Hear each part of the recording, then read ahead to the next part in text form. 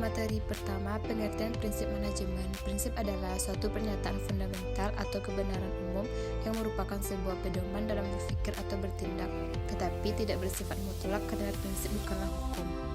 Secara umum, pengertian manajemen adalah ilmu dan seni perencanaan, pengorganisasian, pengarahan, dan pengawasan terhadap usaha-usaha, para anggota organisasi, dan penggunaan sumber daya organisasi untuk mencapai tujuan yang telah ditetapkan sebelumnya. Prinsip manajemen umum. Prinsip-prinsip manajemen adalah dasar-dasar dan nilai yang menjadi inti dari kesuksesan sebuah manajemen. Menurut Henry Fayol, seorang industrialis asal Prancis, prinsip dalam manajemen sebaiknya bersifat lentur dalam guna bahwa perlu dipertimbangkan sesuai dengan kondisi yang khusus dan situasi yang berubah. Prinsip umum manajemen menurut Henry Fayol terdiri dari: yang pertama, pembagian kerja. Pembagian kerja harus disesuaikan dengan kemampuan dan keahlian sehingga pelaksanaan kerja berlanjut efektif. Dengan hal telah tersedia prinsip orang yang akurat di tempat yang akurat akan memberikan jaminan terhadap kestabilan, kelancaran, dan efisiensi kerja. Pembagian kerja yang berpegang pada kebenaran merupakan kunci untuk penyelenggaraan kerja. Yang kedua, wewenang dan tanggung jawab. Setiap karyawan dilengkapi dengan wewenang untuk melakukan pekerjaan dan setiap wewenang melekat atau didampingi pertanggungjawaban. Wewenang dan tanggung jawab harus imbang. Setiap pekerjaan harus dapat memberikan pertanggungjawaban yang sesuai dengan wewenang. Oleh karena itu, makin kecil wewenang, makin kecil pula pertanggungjawaban. Demikian pula sebaliknya. Yang ketiga, disiplin. Disiplin merupakan perasaan taat atau patuh terhadap pekerjaan yang menjadi tanggung jawab.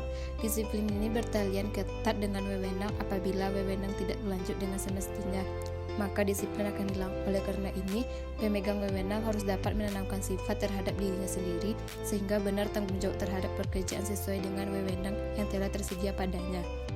Yang keempat, kesatuan perintah.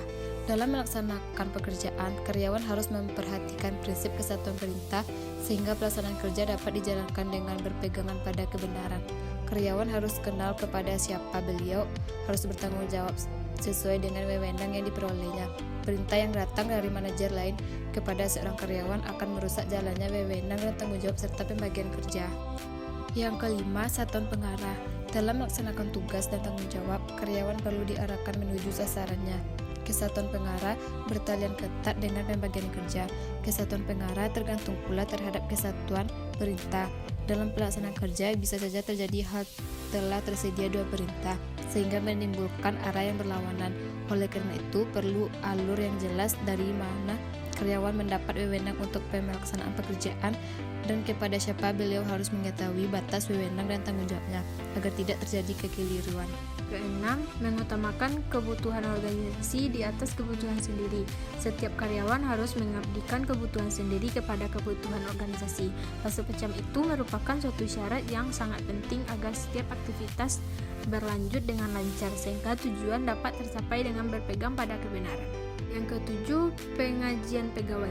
Gaji atau upah untuk karyawan merupakan kompensasi yang menentukan terwujudnya kelancaran dalam melakukan pekerjaan. Karyawan yang diliputi perasaan cemas dan kekurangan akan sulit berkonsentrasi terhadap tugas dan kewajibannya, sehingga dapat mengakibatkan ketidaksempurnaan dalam melakukan pekerjaan. Oleh karena itu, dalam prinsip pengajian harus dipikirkan bagaimana agar karyawan dapat melakukan pekerjaan dengan tenang. Kedelapan, pemusatan. Pemusatan wewenang akan menimbulkan pemusatan tanggung jawab dalam suatu aktivitas. Tanggung jawab terakhir terletak telah tersedia orang yang memegang wewenang tertinggi atau manajer puncak. Pemusatan bukan berfaedah hal telah tersedia kekuasaan untuk menggunakan wewenang, melainkan untuk menghindari kesimpang siuran wewenang dan tanggung jawab. Pemusatan wewenang ini juga tidak menghilangkan asas perlimpahan wewenang. 9. Hierarki. Pembagian kerja menumbuhkan hal telah tersedia atasan dan bawahan. Bila pembagian kerja ini mencakup area yang cukup lapang dan menimbulkan hierarki diukur dari wewenang paling agung yang berada pada manajer puncak dan seterusnya, berurutan ke bawah. Dengan hal telah tersedia hierarki ini, maka setiap karyawan akan mengetahui kepada siapa beliau harus bertanggung jawab dan dari siapa beliau mendapat perintah.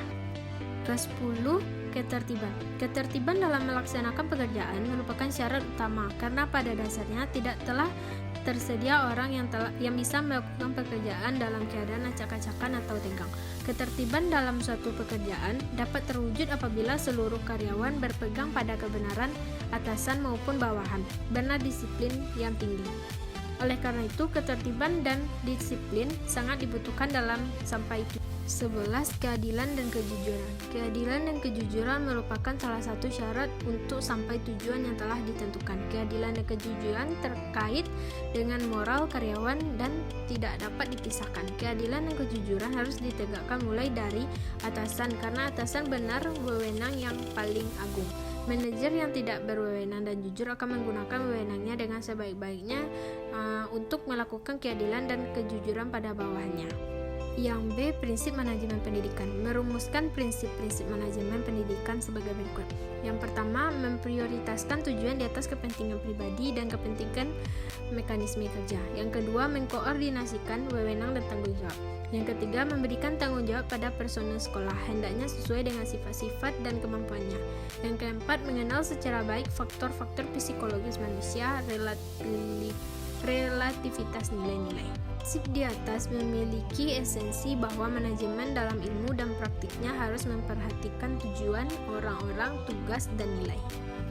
Sekian, terima kasih. Jangan lupa like, komen, dan share.